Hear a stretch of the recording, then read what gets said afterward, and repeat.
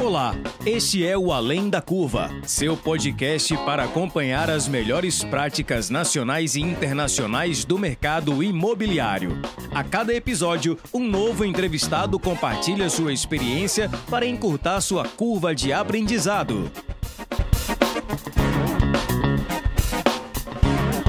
O Além da Curva é uma realização da Adit Brasil e da MET Academy.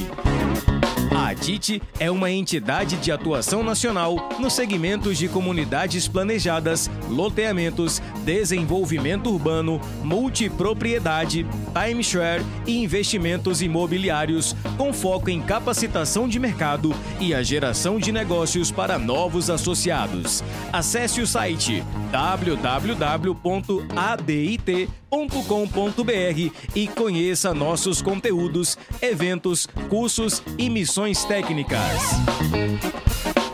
A MET oferece serviços advisory para empreendimentos imobiliários como bairros planejados, multipropriedade, loteamentos e complexos imobiliários turísticos. O advisor é um conselheiro executivo que reduz a curva de aprendizagem de seus clientes através da sua experiência, repertório e rede de relacionamento. Ficou interessado? Acesse www.matx.com.br.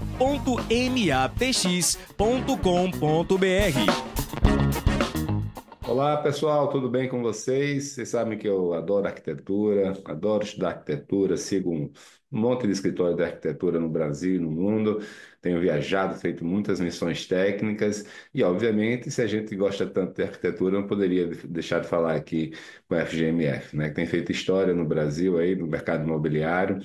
E eu estou aqui com o Rodrigo Marcondes Ferraz, que é um dos sócios lá. Rodrigo, seja muito bem-vindo, cara. Estou ansioso aqui para esse bate-papo contigo. Obrigado pelo convite. É um prazer aqui estar conversando com vocês aí hoje sobre arquitetura, enfim, vamos ver para onde vai o papo. Isso aí. Rodrigo, era óbvio para você que você ia ser arquiteto, não? Na verdade, sempre, desde criança, quando me perguntavam, né, o que você vai querer ser e tal, eu falava que eu queria ser arquiteto, né? Então, isso é uma coisa que, no meu caso, né, veio desde cedo, assim, né? Isso, normalmente, quando as pessoas, por exemplo, o Fernando, que é um dos meus sócios, ele foi decidir na hora de escolher ali, de preencher o papel da Fulvestre lá, olhou o caderninho, viu o que ele queria fazer, viu, se encantou com o texto do cara lá que escreveu sobre arquitetura e foi ser arquiteto. Eu sempre quis, eu acho que quando eu tinha uns 10, 12 anos por aí, eu morava num apartamento de cobertura com os meus pais e eles um dia resolveram fazer uma reforma lá. Era só uma terração em cima sem nada, eles quiseram construir uma salinha a mais, uma churrasqueira, aquelas coisas. E eu lembro que eles contrataram um arquiteto e aí depois fizeram o projeto, né? Então eu via, acompanhava os desenhos, eles falando o que ia acontecer lá em cima, tal, e depois a obra começou, tal, e eu falei, pô, eu lembro que eu subia e ficava olhando lá a obra acontecer. Eu falei, pô, deve ser legal esse negócio, né? De você imaginar uma coisa, desenhar aquilo, projetar e depois ver essa coisa sendo realizada, assim. Então acho que meio veio daí minha ideia de ser arquiteto e acabou rolando. Cara, e quando você entra na arquitetura, né, você tem vários segmentos que você pode ir. Como é que você parou onde você está hoje? É, bom, eu desde dessa época eu queria ser arquiteto e trabalhar na área de edificações, né? Edificações em geral, aí que é o meio que a gente trabalha até hoje, né? Então a gente trabalha em todos os fases, segmentos aí do mercado, mas sempre na área de edificações, né? A gente não faz paisagismo, por exemplo, né? Coisas desse tipo. A gente tem trabalhos também de desenho, né? Desde o do design de objeto até projetos urbanos. Eu acho que é tudo projeto na nossa cabeça, né? A gente está falando de diferentes escalas, mas tudo basicamente é projeto. Então, eu sempre que me interessei por essa área, e depois que eu entrei na faculdade, eu falei, não, essa realmente é a área que eu acho mais interessante, mais legal. tem mais a ver comigo, e aí, enfim, acabei, né, me juntando aí ao Lourenço e Fernando ainda no final da faculdade, e a gente seguiu por esse caminho, que é trabalhar aí com projetos de diferentes escalas, né, não ser focado em um tipo único de projeto, tipo o mercado imobiliário e tal. A gente sempre gostou desse mercado, mas também de outros. Acho que são sempre um tipo de projeto, uma escala de projeto acaba alimentando o outro, acaba alimentando o próximo. É, então, claro que às vezes tem umas certas dificuldades do escritório trabalhar com tantos tipos de projetos diferentes, mas também tem o lado recompensador, assim, né? Cara, e foi, como foi? Foi fácil, foi rápido, depois que vocês saíram da faculdade, montaram a empresa, vocês montaram ainda na faculdade depois, e demorou muito para acontecer, ou foi uma coisa mais rápida? Fácil nunca é, né? Mas acho que a arquitetura depende de um envolvimento pessoal e muito grande, né? Um esforço muito grande para você começar né? A conseguir o projeto, fazer esse projeto virar obra, terminar a obra. É um esforço sempre muito grande, né? Muitas e muitas horas de trabalho. Então, é sempre, né? Fácil não é, mas eu acho que assim, no nosso caso, a gente se juntou ainda na faculdade, então, quando a gente estava no quarto ano, no final do quarto ano da faculdade, a gente estava fazendo uma matéria de um professor que era o Joaquim Guedes, e que é uma casa enorme no Rio para fazer um projeto, cada um fazia o seu, mas a gente. E tinha até um processo interessante lá na matéria, você fazia o projeto, apresentava, comentava o projeto dos outros, e eu lembro que a gente conversou muito sobre os nossos projetos, que eram muito diferentes, mas houve ali uma sinergia e uma ideia de, vamos tentar fazer alguma coisa juntos, então a gente sempre brinca que o nosso escritório começou nessa matéria aí da FAO. E aí, um pouco depois, apareceu um projeto pequenininho de um café no Shopping D&D, de uma amiga do Lourenço, e depois um bistrozinho para fazer na Regis Bittencourt, numa casinha do lado de uma fábrica, tal, também por acaso. Aí depois o eletricista desse café indicou a gente fazer uma reforma de uma casa super grande no Morumbi, que é muito maior do que a gente imaginava. E aí eu lembro que nessa época eu estava fazendo estágio com o Zanettini e eu saí do estágio para começar para vou tentar fazer os nossos projetos mesmo. E a partir daí a gente foi seguindo, claro, no começo pequenininho, só os três, né? Faturava pouco, ficava numa baia emprestada no escritório dos pais do Lourenço, que nem era de arquitetura, no escritório de pesquisa de mercado, arrumaram uma baiazinha que cabia duas pessoas ao mesmo tempo, então a gente tinha que fazer um revezamento, um ia para a obra, dois ficavam lá, e aí a partir daí foi crescendo, e acho que a gente teve algumas sortes, digamos assim, né? De logo no começo conseguir alguns projetos interessantes, e aí, claro, o trabalho todo de fazer eles acontecerem, e aí a gente ganhou, né, os primeiros prêmios ainda bastante, bastante jovens, tal, então acho que isso fez com que, né, o escritório hoje está completando 25 anos aí, e a gente, enfim, tem já uma quantidade de projetos, tal, que é grande, o escritório já com um porte grande, que talvez a gente não tivesse se a gente não tivesse começado tão cedo, né? Então tem a parte boa disso e a parte ruim de você começar cru, sem saber nada, né? Diferente de quando você trabalha 10 anos no escritório para daí abrir o seu, tal, você já chega com uma bagagem muito maior do que a gente sabia, do que a gente tinha, né? A gente não sabia nem que era contrapiso no primeiro projeto. Eu imagino. Cara, mas como é que é, assim, quais são os perfis de você e de seus sócios? O que é que cada um faz na empresa? O que é que cada um gosta de fazer? Como é que vocês dividem internamente, a sociedade? O que a gente gosta mesmo de fazer é pegar, sentar os três juntos ali na mesa de trabalho que tem na nossa sala, com papel manteiga, e também, né, um modelo, agora 3D, etc. Tal. Mas sentar ali no papel, riscar, ter as ideias, fazer lá os brainstormings quando a gente vai começar a fazer né, ter as primeiras ideias de um projeto. Então, isso é o que a gente gosta mesmo de fazer e o que a gente tenta preservar até hoje. Então, toda semana a gente tem lá uma reunião marcada na quarta-feira o dia inteiro para ficar vendo os projetos, seja começando um projeto novo, seja desenvolvendo os projetos que estão em andamento com a equipe, né? O pessoal vai subir na nossa sala, vai fazendo no revezamento, às vezes pega duas salas, a gente vai mudando de uma para outra, né? Pelo volume do trabalho. Mas o que a gente gosta mesmo de fazer é isso, né? Então, é trabalhar com os projetos, é o dia que a gente volta feliz para casa, tal, né? Agora, o escritório, né? Ele é uma empresa e com o tempo foi ficando maior e tendo cada vez mais atividades que não são propriamente o fazer o projeto, né? Que é aquilo que a gente estuda na faculdade.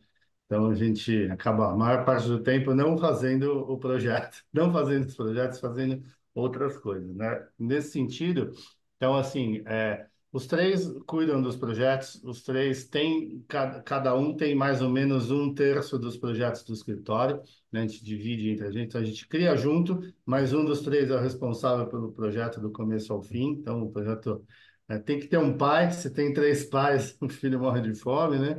E e aí a gente divide isso meio pela quantidade de projetos que cada um está no momento, tá? Então não tem essa coisa de eu faço casas, o Fernando faz prédios, não, é tudo misturado, a gente vai, né? Claro que às vezes eu estou atendendo um cliente, pô, chega um outro projeto desse mesmo cliente, eu acabo atendendo pela proximidade que já tem ali, ou às vezes, fiz lá um hotel, aí acabou de chegar um outro hotel meio parecido, eu toco ali, porque eu já estou meio com a mão na massa, já estou com até os parceiros junto ali e tal, então vamos fazer mais um. Mas, em geral, a gente divide muito, é, tudo da mão dos três, assim. Show. E acho que, né, com toda a nossa equipe e tal. E, fora isso, a gente tem atividades, né, do escritório. Então, eu cuido mais das atividades administrativas, de financeiro e tal. Então, tenho a equipe do financeiro, mas ela se reporta a mim, né? Eu que faço o controle disso. O Lourenço da área comercial, Fernando de mídia, publicações, premiações.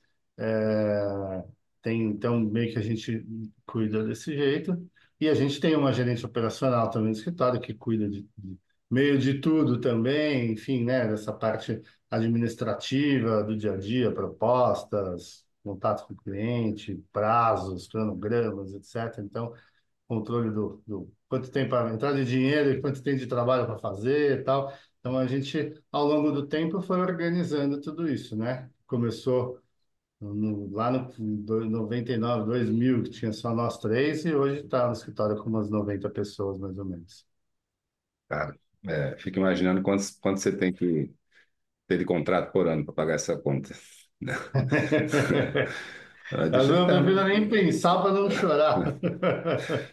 quando vira o ano, você fala, uau, agora tem que correr atrás de tanto. Pronto. É. É. Ô, Rodrigo, e mercado imobiliário, né? Quem está nos ouvindo aqui basicamente são incorporadores, o Brasil todo, Uhum. né? Como foi? Sempre onde eu vou, eu me deparo com a história de que a Ideias Avos contratou vocês logo no início, sugerindo que talvez tenha sido esse um ponto de inflexão. Foi isso mesmo? Vocês Uhum. fizeram coisa antes? Como é que foi essa... Vocês procuraram o mercado imobiliário ou ele caiu no colo? Não, a gente procurou. Eu não acredito muito nessa coisa de cair no colo, assim, sabe? Às vezes acontece uma coisa muito específica, mas eu acho que, em geral, você tem que ir atrás, né? Então, assim, a gente já, desde o começo, não do dia um, mas, assim, já logo no começo do escritório, a gente queria fazer coisas diversas e, entre elas, trabalhar com o mercado imobiliário, que tem projetos de uma escala maior, tal. Então, né, acho que às vezes você acaba impactando mais um lugar que você está fazendo um grande edifício do que você vai fazer uma casa, um condomínio, por exemplo, tal. É um projeto super interessante que a gente adora fazer, a gente às vezes consegue exprimir mais dos conceitos de arquitetura e tal, que tem menos amarras, mas você está lidando com uma família e tal, né? Num prédio, você está lidando com todos os moradores do prédio, com o entorno, com o bairro. Se você fizer uma coisa boa, vai ser boa para o bairro. Se fizer uma coisa ruim, vai ser ruim para sempre ali. Então, a gente sempre teve interesse de trabalhar com essa área. Agora, no começo da carreira, é difícil do arquiteto conseguir um projeto de um edifício, né? Porque, pô, você nunca fez nada, você não sabe fazer, você não conhece quem está fazendo, você tem aquela dificuldade inicial. E a gente foi atrás de algumas incorporadoras, etc., no começo. No começo, sem muito sucesso, até porque também a gente não tinha muita coisa para mostrar, tal. Mas também não só por isso, né? Eu acho que o mercado de incorporação, eu acho que hoje em dia ele é muito mais aberto as incorporadoras, construtoras estão buscando, né, coisas diferentes, arquitetos diferentes. eh, Exemplos como o da Ideas Arvos foram muito positivos para mudar o mercado, né? Ele é muito diferente hoje, eu acho, do que ele era há 20 anos atrás. Então, acho que era muito mais difícil a gente conseguir atingir esse mercado, que era mais conservador, tinha lá sua meia dúzia de nomes, fazendo mais do mesmo, né? Zero inovação, zero coisas diferentes.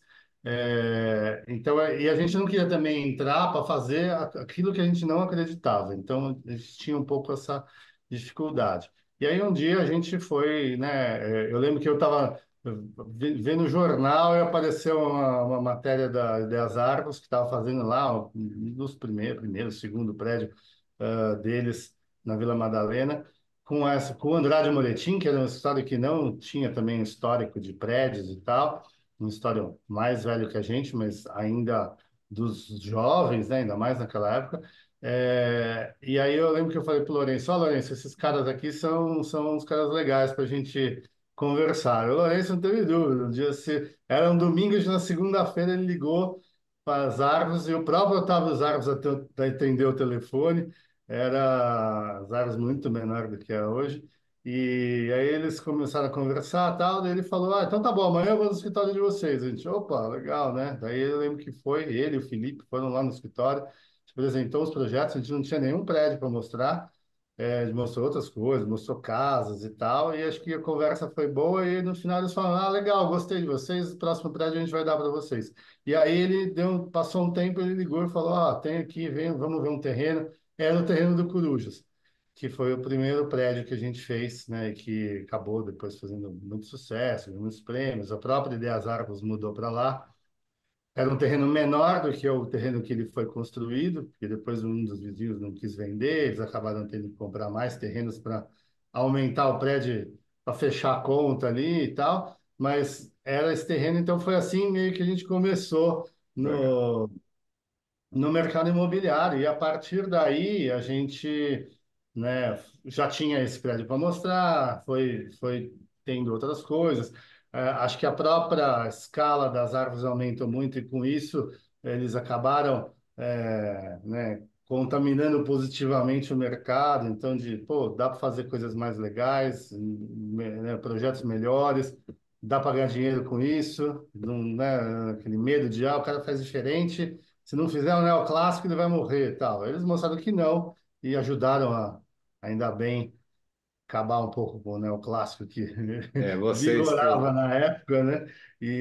Então foi meio assim. E a partir daí, um foi seguindo o outro. Acho que o fato também do Corujas ter feito muito sucesso, deles terem ido para lá, um monte de incorporadores conhecer o prédio, e aí vinham falar com a gente, quero fazer um prédio tipo Ideias Argos, tal. E aí isso nos ajudou a crescer nesse mercado. E hoje é a principal área do escritório, a área que a gente chama de predial lá, que é o que trabalha com o mercado imobiliário, né? Você sabe que agora, acho que 2 meses atrás, eu estava na reunião, aí a pessoa, lá no Centro-Oeste, a pessoa tirou o coruja assim, eu quero isso, é espetacular. Engraçado, né? Como ainda até hoje, né? E muita gente está conhecendo agora, né? Muita gente do resto Sim, do Brasil, né? sim. É interessante. Agora, e mercado imobiliário, cara? Quais são as coisas boas e quais são as coisas ruins de lidar com incorporadoras? Assim, onde é que pega? Qual é a pedra no sapato aí? Eu acho assim, coisas boas, né, do ponto de vista, né, do arquiteto mesmo, da arquitetura, justamente isso, da gente ter a oportunidade de trabalhar com escalas maiores do que uma casa ou uma loja, uma coisa assim. Então, isso é interessante, né? Acho que a gente consegue, de certa forma, impactar mais gente com os nossos projetos. Se a gente acredita que a gente vai pegar e naquela esquina fazer um prédio que seja bom para a cidade, ele vai melhorar aquela esquina, aquele entorno, né? Toda aquela região. Então, acho que isso é muito interessante. Você não tem, né, um cliente, às vezes você tem 200 clientes diferentes, às vezes de prédios mistos, às vezes você tem, né, loja, escritórios e apartamentos, e, enfim, né? Acho que isso é uma coisa muito legal. Do ponto de vista do escritório, acho que tem. Isso é uma coisa boa e ruim, ou seja, são projetos que de valor maior, né? Porque são maiores, mais complexos e tal, e demoram mais tempo. Ao mesmo tempo, às vezes isso te engana, porque você fala, olha, fechei um contratão e tal, daí demora 5 anos, você foi botar na conta do lápis, você perdeu dinheiro com isso, então você tem que tomar muito cuidado, mas tem essa parte interessante e tem, de certa forma, uma coisa boa também, que é a recorrência, né? Então, quando você vai fazer uma casa com um cliente, provavelmente você vai fazer aquela casa e é a única casa que o cara vai fazer na vida dele inteira. E quando você faz um prédio para uma incorporadora, esse é o business da empresa, então eles acaba tendo uma recorrência, pô, né?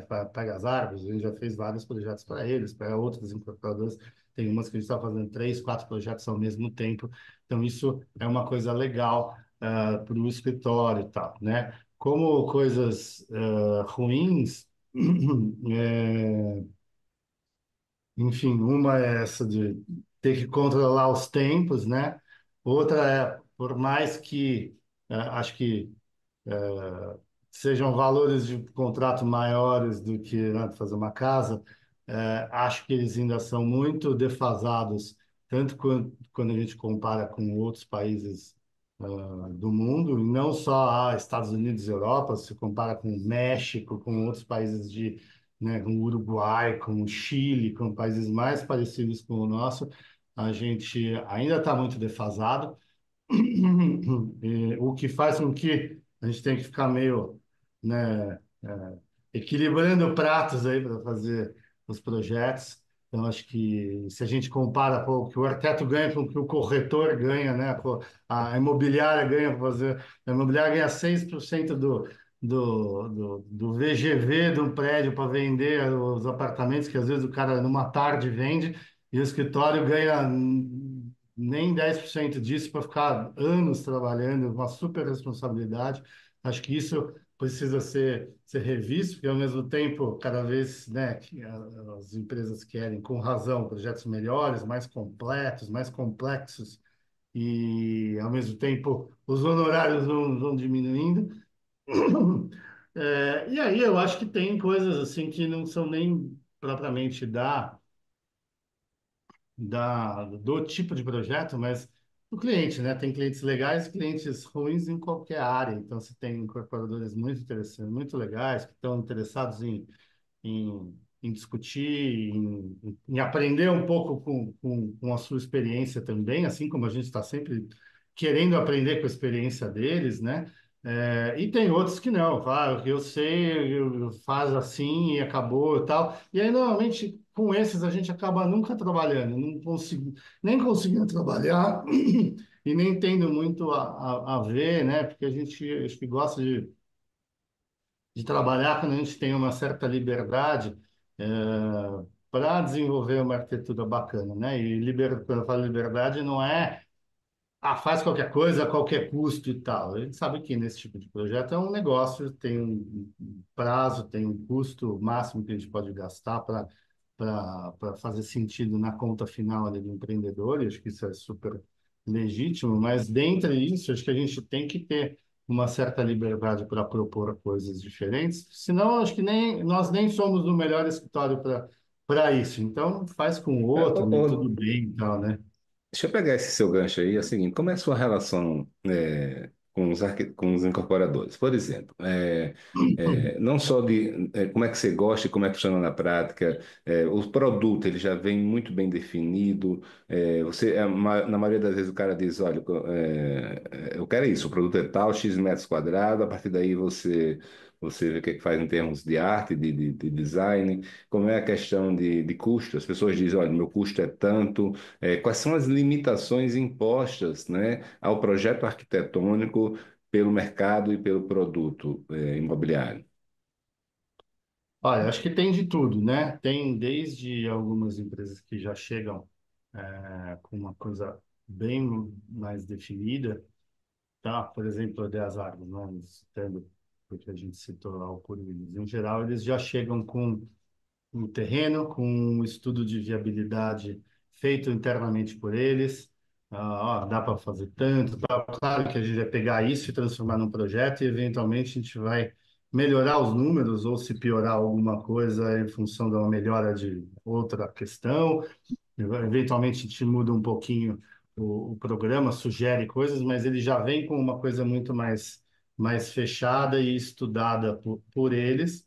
E claro, a hora que a gente começa a se debruçar, a gente fala, pô, vamos criar aqui dois duplex. Ah, não, mas não, acho que não funciona, tal. Vamos criar porque tem isso aqui, faz sentido na arquitetura, faz sentido no produto. Ah, legal. Então isso, a partir daí, e eles também são muito abertos a essa discussão, sempre buscando o melhor resultado, né, pro projeto, para a obra, para a questão financeira, enfim, né, todo mundo acho que trabalhando com o mesmo objetivo. Outros incorporadores, às vezes, chegam com uma coisa mais aberta. Fala, tem esse terreno aqui, vamos ver o que que dá. Normalmente, eles têm alguma ideia de programa. Então, o cara não fala, vê o que que dá e ponto, né? É comercial, é residencial. Aqui em São Paulo a gente tem toda a questão de fachadas ativas. Vamos ter a fachada ativa? Não vai. Vai ter o uso misto? Como é? Que tamanho de unidades? E a partir daí a gente vai junto definindo, né? Mas sempre tem um ponto, normalmente tem um ponto de partida, né? É estúdio ou é apartamento de 300 metros quadrados, né? Então, é residencial ou é escritório, e tal. E a partir daí, isso vai sendo desenvolvido junto com eles, né? Então, isso do ponto de vista do programa. Do ponto de vista do custo, alguns falam, muitos acho que não falam com medo de que se falarem a gente vai gastar mais, então acho que naquela esperança de que se eles não falarem, a gente vai gastar menos do que eles estão imaginando, o que nunca acontece, mas porque não tem, não porque a gente quer gastar mais, mas porque não tem muita mágica, né? Acho que, enfim, acho que as coisas custam o que tem que custar, mas Mas, por exemplo, eu vou dar um é exemplo para normal você. discutir, o que é Eu normal liguei. discutir, assim, qual é qual é, às vezes não fala o custo da obra, quanto tem que custar a obra, mas a gente conversa sobre quanto vai ser vendido o apartamento, por exemplo. E é claro que se eu vou fazer um prédio que vai ser vendido a R$ 8.000 um metro quadrado, ele não vai poder ter as mesmas coisas, ou às vezes os mesmos materiais de acabamento, ou brises, etc., vai ter um prédio que vai ser lançado a R$ 50.000 um metro quadrado. Então, claro que esse de 50 mil, o terreno é mais caro, o lugar é mais caro, etc., mas tem mais dinheiro também para a obra e ela precisa ter alguns elementos mais sofisticados que permitam que a incorporadora depois cobre 50 mil e não 8, né? Então, acho que a gente conversa sobre isso para a gente também não sair fazendo um negócio super sofisticado que depois não vai caber no custo, né? Isso acho que é importante. E às vezes isso não acontece e depois tem muito retrabalho, né? Ih, tá caro, vamos cortar, tal. Eu Melhor vi do que cortar quando tá caro lá na frente é já pensar de um jeito que não fique caro, né? eu adorei uma reunião que eu tive com um arquiteto desses bem renomados, né? Que ele chegou para mim e disse, consultando sobre um projeto imobiliário, esses de altíssimo padrão, assim. E Aham. aí ele falou, ele não gosta muito de fazer mercado imobiliário, como muitos arquitetos não gostam, né? Tem esse preconceito. Uhum. Ele, não, o custo da minha obra vai ser de R$ 25.000 o metro quadrado, tá? Eu falei, pô, então, se o seu empreendimento não couber isso, eu falei, caceta, né? Mas deixa eu te falar, cara, que a arquitetura tem evoluído muito. Você falou do neoclássico, né? Teve o modernismo, aí tem minimalismo, teve. E os prédios hoje é meio endêmico aí, é tudo muito parecido, né? Nas últimas décadas. Você vai para Rio Grande do Sul até o Manaus, os prédios são muito similares por restrições legislativas, pelo próprio conceito, né, de recursos, de tudo isso, materiais, custos, tudo mais. E está surgindo essa arquitetura mais contemporânea, mais autoral agora, né? Assim, que vocês são expoentes no Brasil. Explica para gente, quem está ouvindo, o que é. Tem uma maneira de definir essa arquitetura mais autoral, mais contemporânea, que está surgindo, comparando com o que tinha antes?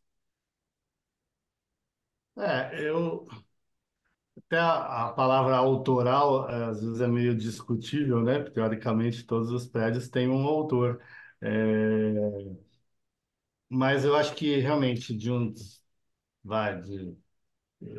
10, 15 anos, a- né, dos últimos 10, 15 anos para cá, acho que em alguns lugares, e claro, começando aí por São Paulo, tal, e aí vai Curitiba, e depois Porto Alegre, depois isso vai se espalhando, né, pelo Brasil. Tem surgido essa arquitetura, digamos, contemporânea, que eu acho que no caso dos edifícios, ela busca sair um pouquinho daqueles projetos tradicionais. Então, vou fazer um prédio. Então, o prédio tem um apartamento X, depois você meio que estruda isso, né? Vai ter 20 andares, tá bom, 20 andares iguais, isso aí. Pinta a fachada de bege, eu ponho um arquinho ali para enfeitar, tal. Ou seja, tudo igual, cada um pintou de bege, fez uma faixinha cinza, um botou um arquinho diferente, tal. Ou seja, não houve um raciocínio, né? Como que eu posso fazer um prédio melhor? Como que ele pode ser diferente dos outros? Como que ele pode ser mais bonito? Como que ele pode até um brise que vai sombrear uma fachada oeste e a pessoa não vai ficar cozinhando lá dentro e depois ter que colocar um monte de ar-condicionado o tempo inteiro para resolver um problema que o próprio projeto criou e não resolveu, né? E então acho que aos poucos tem surgido mais esses edifícios, né, que com arquitetos que estão dispostos a gastar mais tempo com o projeto, refletir melhor, pô, o projeto que vai ser nessa rua vai ser diferente do outro, porque ele está num terreno diferente, uma esquina, um está no meio da quadra, um tem uma vista, o outro para um lado, o outro não tem vista, um tem muito sol, o outro não tem sol. Então, isso, né, como você falou, o projeto de Belém a Porto Alegre são iguais, mas, pô, o clima é totalmente diferente. Como que o projeto é igual, né? É muito estranho isso. E isso acho que vem também dessa cultura brasileira que a gente tem, não só com o projeto de arquitetura, mas com qualquer projeto, né? De não ter projeto, né? A gente brasileiro é muito ruim de planejamento, né? E que você precisa de planejamento para tudo na sua vida, né? Quer fazer uma festa de aniversário, você precisa ter o lugar, precisa ter a bebida, precisa ter o gelo, precisa ter a música, e precisa ter os convidados. Você planeja isso. Aí você vai fazer um prédio, você não quer planejar, não quer gastar. Acha que projeto é custo e não investimento, então aí você faz o mais barato possível, o mais vagabundo, acha que está economizando, você economiza 0,1% da obra pagando um projeto mais barato e gasta 10% a mais porque o projeto não foi bem feito, mas acha que está fazendo um grande negócio, porque economizou lá no início e faz a mesma coisa de sempre, né? Então eu acho que aos poucos a mentalidade foi mudando e hoje a gente tem muitos arquitetos, muitos escritórios que trabalham, que antes até não gostavam, até se comentou, né? Esse arquiteto não gosta de trabalhar com o mercado imobiliário, porque durante muito tempo o mercado imobiliário foi, quer fazer do meu jeito. Então eu falo, não quero do seu jeito, vou fazer do meu as casas que eu ganho muito mais e ficam melhores e boa, passe bem. Agora, acho que o mercado tem ido atrás desses arquitetos e aí para ir atrás ele é obrigado a dar uma certa liberdade a mais, a gastar mais, talvez não 20, necessariamente 25 mil metros quadrados, ou talvez esse número faça sentido para aquele empreendimento naquele lugar em que ele está falando. e tudo bem, né? Pode ser que feche a conta, ótimo, melhor ainda, vai ser melhor ainda o projeto, melhor ainda a obra e tal. Mas acho que não é uma questão só de custo, é muito de mentalidade, né? Às vezes a gente fala que fazer mal feito e bem feito, em geral, custa a mesma coisa, só você pensar um pouquinho mais, né?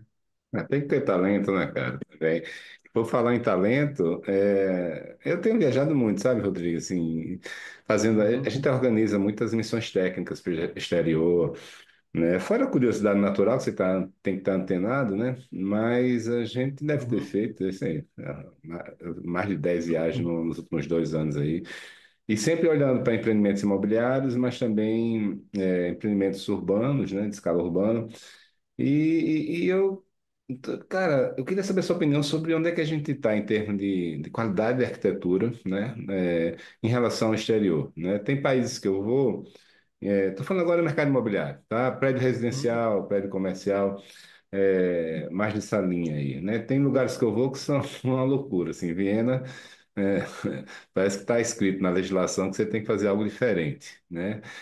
uhum. O prédio tem que ser criativo, né?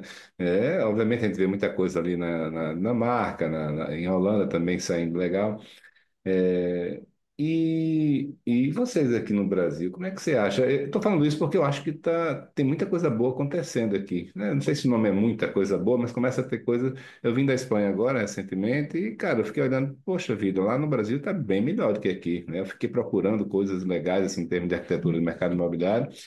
E não vi muita coisa assim realmente que me chamasse a atenção. Mas qual é a sua percepção? No começo do nosso papo, você falou que comparado com os outros países, a gente ainda está meio atrás, né? Mas não sei se você quis dizer em termos de qualidade arquitetônica ou de mercado imobiliário como um todo. Como é que está a gente nisso aí? Você, por exemplo, a FGMF, estendendo a pergunta, ela tem intenção, tem de ir para o exterior? E se for, você acha que jogaria na primeira liga? Eu acho que, bom, tenho que acreditar que sim, né? E, na verdade, a gente até já tem alguns projetos fora. A gente está agora, por exemplo, para o mercado imobiliário, fazendo um projeto na Grécia. Na verdade, são 4 projetos na Grécia, na ilha de Creta, para o mesmo incorporador. Projetos de apartamentos, e um deles tem apartamentos e casas junto. Enfim, e acho que realmente olhando, vendo as apresentações, tá, eu acho que a gente não deixa nada a dever. A gente agora, em fevereiro, foi para o México num evento do American Institute of Architecture da, do Latam, né, da divisão Latam deles, e eles fizeram um ciclo de palestras no México com arquitetos mexicanos, mas de outros países também e tal. Pô, a gente vê que o Brasil não deixa nada a dever aos outros países aí, em termos de qualidade de arquitetura, né? Mesmo vendo os projetos, vendo as apresentações, vendo o, a receptividade dos outros arquitetos e tal. O que eu disse, né, que eu acho que a gente está ainda atrás, primeiro, era falando em honorários, né, eu acho que o arquiteto aqui ainda é menos valorizado do que ele é lá fora, recebe menos, então acho que com isso a gente tem que fazer mais malabarismos aí para conseguir entregar o mesmo produto, que a gente acaba fazendo, mas a um custo de muito esforço e tal. É, e eu acho que a gente tem excelentes exemplos, né? Falando do mercado imobiliário, pega em São Paulo, excelentes exemplos de boa arquitetura, de alguns escritórios de arquitetura, de algumas incorporadoras, tal, projetos que não deixam nada a dever a projetos né? São projetos que poderiam estar nos Estados Unidos, em outros países da América Latina, poderiam estar em qualquer país da Europa, que seriam projetos muito valorizados, inclusive se pegar premiações, a gente tem acho que quase 100 prêmios internacionais no escritório e tal. Então, acho que esses projetos, né, sejam nossos ou de outros colegas, não deixam nada a dever a nenhum outro país. Mas eu acho que se a gente pegar, quanto representam esses projetos no mercado imobiliário de São Paulo? Pô, nem 1%, né? Para cada 100 prédios muito ruins, mal feitos, que são construídos por ano, tem lá um, dois que são os legais, né? Então, tem bastante coisa interessante no Brasil, porque tem muita coisa sendo feita, né? Um mercado gigantesco, tal, né? Pega, fala para um europeu, ó, na minha cidade foram construídos não sei quantos mil apartamentos no ano passado, o cara não acredita, né? Às vezes são números que um país inteiro da Europa não tem no ano inteiro e demora alguns anos para ter, né? Então, eu acho que nesse sentido, o nosso mercado imobiliário está muito atrasado, porque acho que os bons exemplos são muito poucos percentualmente, ainda que a gente veja várias coisas interessantes sendo feitas. Para, né, não ficar só falando mal, eu acho que isso tem mudado ao longo do tempo, né? Eu acho que hoje em dia o mercado é muito melhor do que era há 20 anos atrás. A gente vê o interesse legítimo, né, de fazer coisas interessantes. Tem o interesse legítimo de fazer coisas interessantes, tem aqueles que, eu gostaria de fazer tudo do jeito que eu fazia há 20 anos atrás, mal feito, que eu ganhava mais, mas se eu fizer, eu não vou mais conseguir vender. Então, vamos fazer aquele mal feito dando um tapinha na fachada? Tem isso, mas ainda assim é melhor do que o que era. Então, eu acho que tem melhorado, mas eu acho que, né, cabe também ao mercado olhar aos incorporadores e tal, e olharem também no que eles podem melhorar, como eles podem contribuir, né, para a cidade, porque na verdade é diferente de o cara vende sabão, daí você pega o sabão, usa o sabão, ele acaba, e você compra outro sabão e aquele sabão lá não, acabou. O produto que ele produziu ali, ele acabou, ele produz um novo, você compra um novo e tudo mais. Um prédio não é só uma questão de fazer o prédio ganhar dinheiro no final, né? Ele deixou aquele brutamontes ali na cidade para o resto da vida, para os próximos 100 anos, 1000 anos, se estiver falando na Europa lá. Então, esse prédio vai ser uma coisa boa para a cidade, melhorou aquele entorno, aquele pedaço da cidade ficou melhor depois que ele fez aquilo, ou ele criou um brutamontes que vai ficar lá incomodando pelos próximos 100 anos, né, e prejudicando a cidade. Acho que essa reflexão é importante dos incorporadores Ô, fazerem e Rodrigo, não são poucos que fazem, né? deixa eu pegar esse seu gancho. Eu organizei ano passado o prêmio Somos Cidade da Arquitetura Contemporânea, né? E a gente vai ter esse ano de novo. E o foco dele é a relação do edifício com a cidade, em um aspecto que é a fachada, exatamente porque passam milhares de pessoas num dia em frente àquela fachada, e como é que se aquela fachada ela está ajudando ou não a melhorar o ambiente urbano, é mais bonita, é mais atrativa para as pessoas ou não, né? E a outra relação com o espaço público, né? Ali no nível do térreo, dos primeiros andares. Eu queria falar primeiro contigo sobre essa questão que você falou, né? Vamos fazer um trambolho lá e vai ficar uma coisa ruim que não agrega para a cidade. Em termos de fachada, eu li um livro muito interessante que é o Humanize, do Thomas Heatherwick, que ele faz essa crítica, né?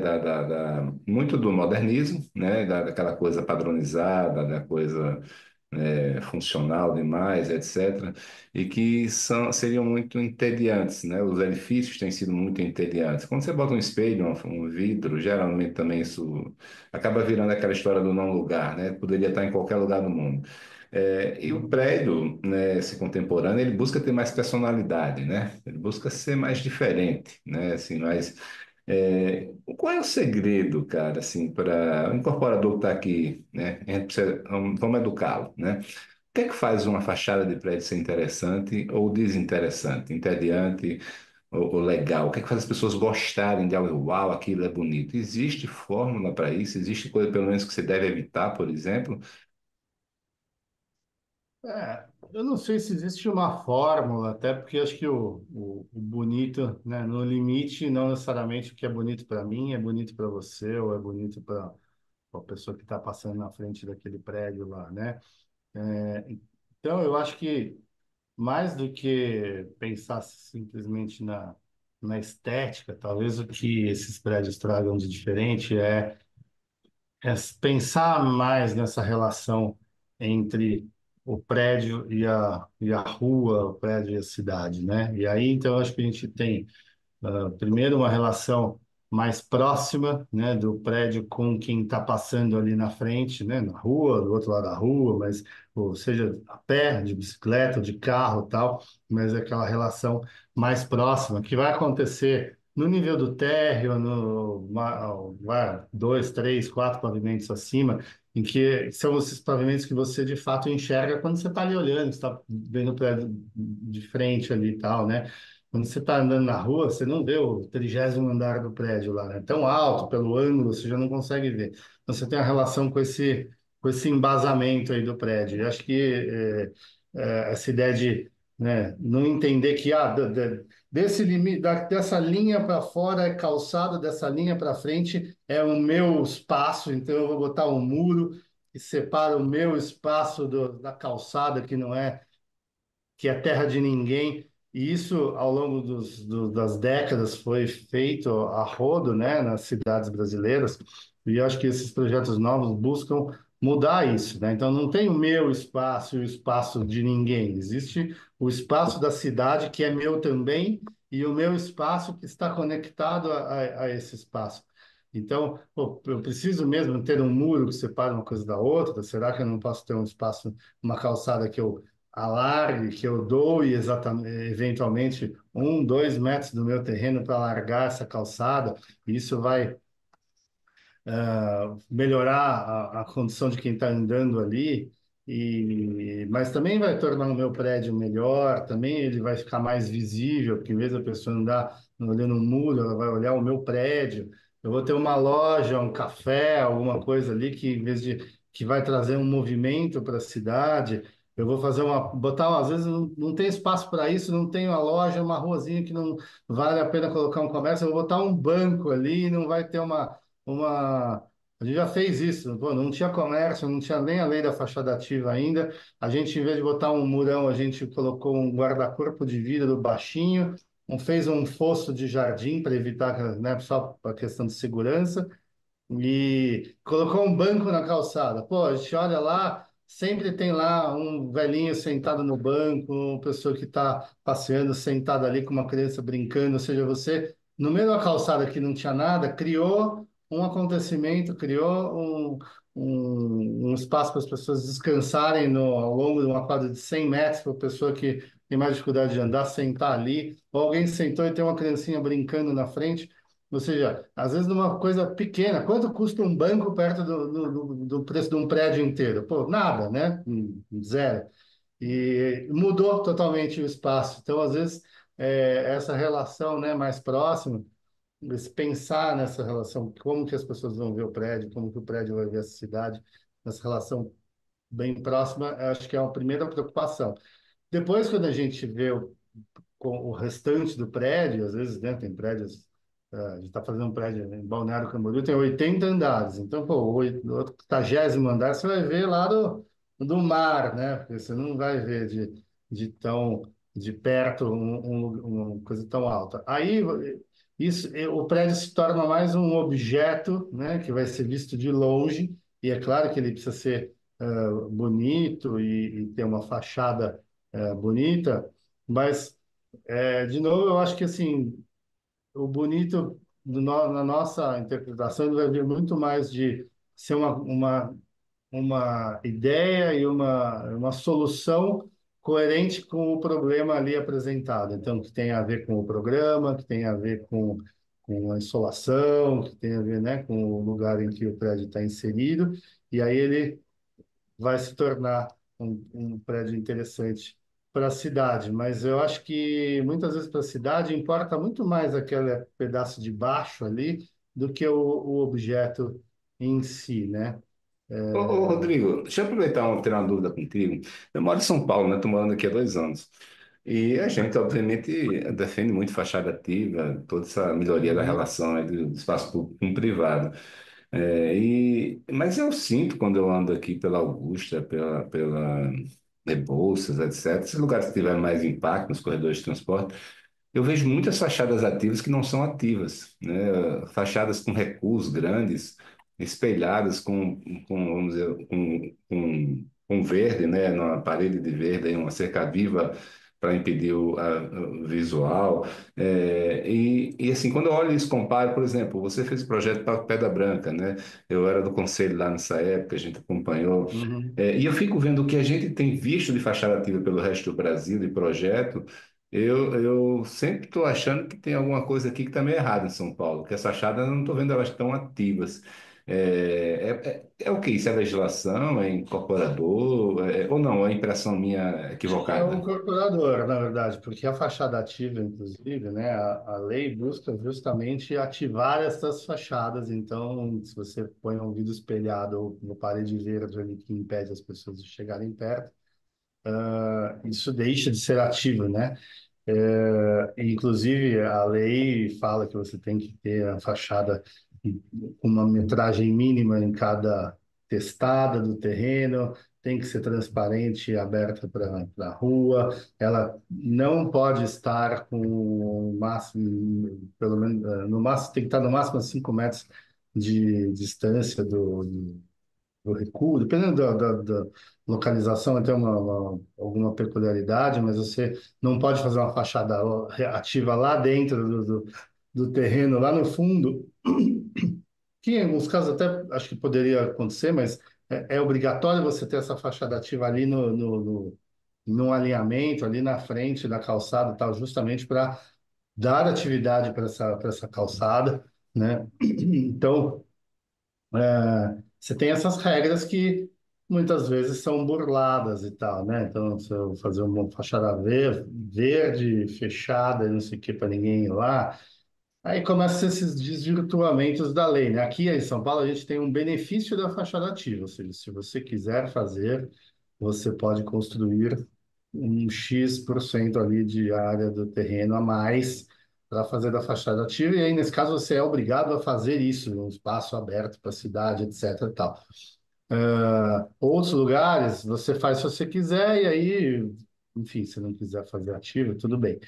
Aqui, eu acho que como é um benefício, a regra deveria ser respeitada, uma vez que você está ganhando um benefício para fazer desse jeito. É que, como tudo no Brasil, tem o jeitinho brasileiro ali. Então, o cara quer o benefício da fachada ativa, mas ele não quer eventualmente ter a loja. Ele quer, quero pegar esta área para os meus, fazer um salão de festas para o prédio. Então, ele aprova como fachada ativa e depois dá um jeito de fechar, abre para dentro, nunca aluga e tal. São jeitinhos, né? é, que, que, que não é o correto, né? Eu acho que se o correto for observado, acho que tem muito a beneficiar aí, não só o empreendimento, que tem mais área, tal, locável, área de venda, tal, mas beneficiar a cidade, né? E eu acho que essa lei é relativamente nova, né? Ela começou ali com o plano do Haddad, acho que é 2016 e tal, e então falando de 8, 9 anos atrás, o que é pouco ainda para o mercado imobiliário, né? Que é um mercado de um arco muito longo. Então, se você pensar que, pô, 2016 aí foi aprovado, então agora aí você tem o benefício da faixa ativa. A partir daí você vai ter os novos terrenos comprados com esse raciocínio. Aí você vai fazer um projeto, aí fazer a obra. Esse arco demora 5 anos, às vezes, né? Entre começar um projeto, terminar ele lançar, vender, começar a obra, 2 anos e meio de obra, terminar, decorar as áreas comuns, tal, 5, 6, às vezes a gente tem projeto que está há 8 anos em obra, ou seja, o projeto está há 8 anos, ele começou, a lei tinha acabado de ser lançada. Então, eu acho que a pensar num segundo arco, pô, ainda vai demorar. Então, pensando daqui a 5, 10 anos, eu acho que com muito mais dessas fachadas ativas, elas começam a se complementar e aí a cidade começa a ficar melhor, né? Se você, ao invés de você ter um quarteirão inteiro que tem lá uma lojinha, você vai ter 10 lojinhas, aí fica mais interessante, vai atrair mais gente para essa calçada e mais gente vai fazer com que as lojinhas possam ser lojinhas melhores e a quadra vizinha tem a mesma coisa e isso vai se retroalimentando, né? Então, mas eu acho que isso ainda é meio recente aqui para a gente, né? Cara, e isso aí são tendências, né, que estão transformando em realidade aqui no resto do Brasil. Mas e o futuro, os próximos 10, 20 anos? O que é que você está vendo, tanto em arquitetura quanto no mercado imobiliário aí? O que é que você visualiza que vai estar acontecendo daqui a 10, 20 anos? Bom, sempre difícil, né? Prever aí o que vai acontecer, mas eu vejo assim, né? Talvez se a gente pensar numa escala maior, eu acho que tem surgido, né? Eu não acredito muito nessas cidades planejadas do zero aqui para o Brasil. Acho que a nossa realidade não é muito essa, igual acontece na China, coisas assim, né? Mas tem surgido muitos desses bairros planejados, então áreas que ou era uma fazenda que a cidade cresceu e juntou com a fazenda, tipo um Pedra Branca, ou outro lugar, é uma fábrica que um terrenão ficou no meio da cidade ali, vamos transformar isso. Eu acho que tem surgido exemplos interessantes né, de bairros planejados, e acho que aí, ao invés de aquela ideia como, eu já tenho essa fábrica aqui no meio, eu vou tirar aqui, vou murar tudo e fazer um condomínio fechado. Não, pô, vou fazer um negócio aberto, com mistura de usos, comércio, escritórios, apartamentos, etc. Então, acho que isso tem surgido alguns exemplos interessantes e acho que isso pode, né, se bem feito, inspirar outros incorporadores a fazer também coisas melhores, ainda que numa escala menor. Tem um terreno aqui numa rua dos Jardins e vou fazer um prédio, mas eu não quero fazer aquele prédio totalmente, né, fazer um muro e que se dane que está fora. Não, eu quero integrar isso e tal, né? Então, eu acho que eu vejo com bons olhos essa evolução de pensamento, né? Então, se pensasse há 10 anos atrás, falar, vou fazer um prédio de alto padrão, de apartamentos de 300 metros quadrados, que vai ter uma loja embaixo. Eu acho que os incorporadores iam achar um absurdo, iam matar a gente e tal, né?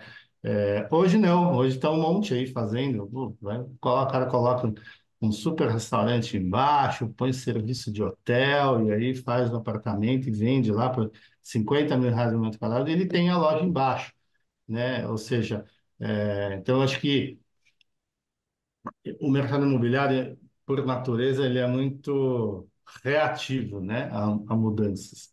Por um lado, eu acho isso faz sentido, porque tem muito dinheiro envolvido, então, o cara vai gastar lá 50 milhões no projeto, no prédio e tal, naquele empreendimento, e esse dinheiro tem que voltar. Se não voltar, o cara quebra. Então, acho que ele tem que ser, de certa forma, conservador, porque alguma loucura ali que não der certo pode quebrar a empresa, tal, que são sempre valores muito altos. Por outro lado, eu acho que existe um exagero de, não, o jeito que dá certo é esse, então vamos fazer assim e tal, né? E, vamos fazer fachada ativa. Fala 10 anos, vamos fazer fachada ativa. Não, não dá certo, é impossível, tal. Aí o cara tem 10 dias de férias, o que que ele vai para Nova York, o que que ele faz em Nova York? Anda o dia inteiro em frente de fachadas ativas. Nova York só existe isso, né? Fachada ativa, o prédio para cima, que você nem sabe o que acontece no prédio, se é residencial ou escritório, mas você fica andando lá e acha o máximo, fica andando na frente daquele monte de lojas ali. Ou seja, você fica andando na frente de fachada ativa, apartamento em cima lá custa 50 milhões de dólares e tudo bem, mas aí aqui não, absurdo, não dá, coisa de comunista. Aí as pessoas começam a fazer, dá certo. Hoje em dia mudou a mentalidade. Então eu acho que eu vejo com bons olhos, acho que talvez cidades mais humanas aí, mais feitas para o pedestre, pensando menos no carro, né? Cada vez as pessoas têm menos carros, tem aplicativos aí que melhoram a mobilidade, então você não precisa mais ter aqueles prédios com 10 vagas de garagem, com isso você pode gastar mais com arquitetura, né, pensar. Eu vejo com bons olhos aí esse futuro, ainda que sempre de uma maneira tortuosa aqui no Brasil, né? E acho que também prédios que pensem melhor a qualidade de ambiental, né, para quem está lá. Então, pô, eu vou sombrear uma fachada, eu vou usar materiais que me deem um conforto térmico e acústico melhores, né? Não só, vou seguir a norma, ou então eu vou botar um brise porque eu quero ter um celulite, mas uma preocupação mais genuína de trazer uma qualidade de vida melhor aí para quem está ocupando esses espaços, né? Eu acho que também uma característica histórica do mercado imobiliário era aquele pensamento de que eu vou fazer um prédio, gerar lá 30 apartamentos, eu vendo esses apartamentos e o que o cara vai fazer com eles é problema dele, e tchau, enfiei o dinheiro no bolso e parto para o próximo. Hoje em dia, não, né? Acho que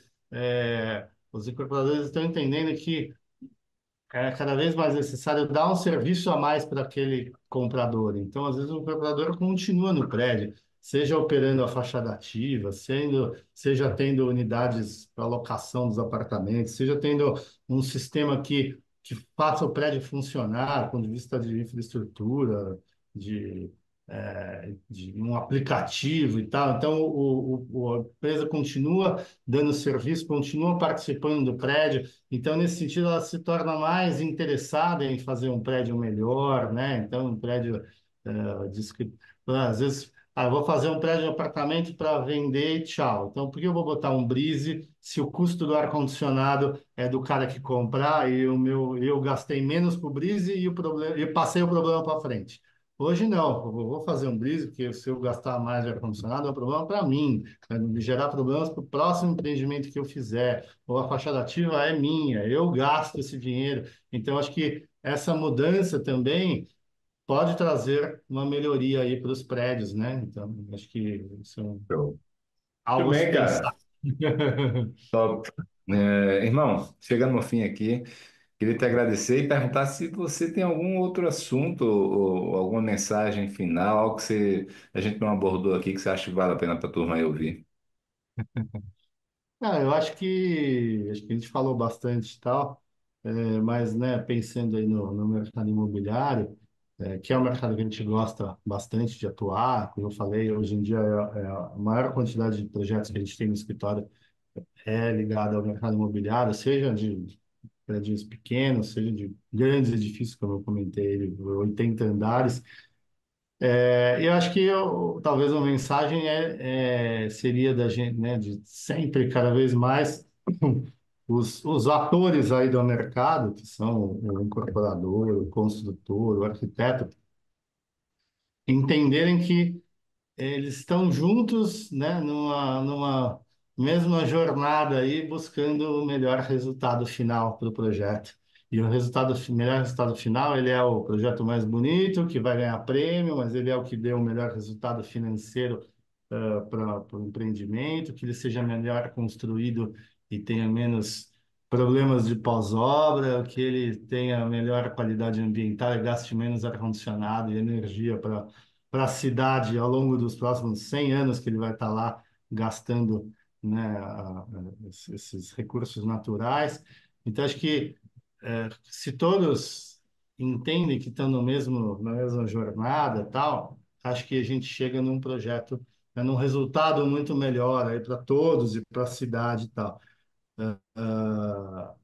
Então, acho que a gente tem que evitar essa ideia de que é um que acontece muito, né? Que é um contra o outro. Então, o incorporador olha o arquiteto como um mal necessário, aquele cara que vai gastar mais dinheiro do que ele quer gastar, e vai ficar enchendo o saco dele para fazer um negócio melhor que ele não quer. Ele quer ganhar dinheiro, fazendo o mínimo possível para faturar mais, ter um resultado que às vezes é 0,1% melhor, mas aí ele faz todo o resto ficar pior para conseguir 0,1, que ele poderia simplesmente falar para o arquiteto, economiza 0,1% aqui da obra, fazendo alguma coisa que você tem a ideia de fazer, e o arquiteto vai conseguir, um bom arquiteto vai conseguir economizar tranquilamente 0,1%.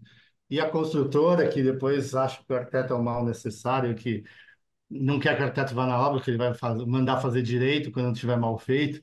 Então, acho que assim, quando todos os atores estão juntos buscando, entendendo que são todos responsáveis, cada um no seu pedacinho ali para um resultado conjunto melhor, é quando a gente tem os grandes prédios que depois todo mundo fica falando, que todo mundo conhece, todo mundo que ganha prêmio, etc. Mas isso não vem do nada, né? Isso vem de um trabalho de base aí que eu que acho que seria a minha mensagem final aí para todos, né? Inclusive para os Show. arquitetos.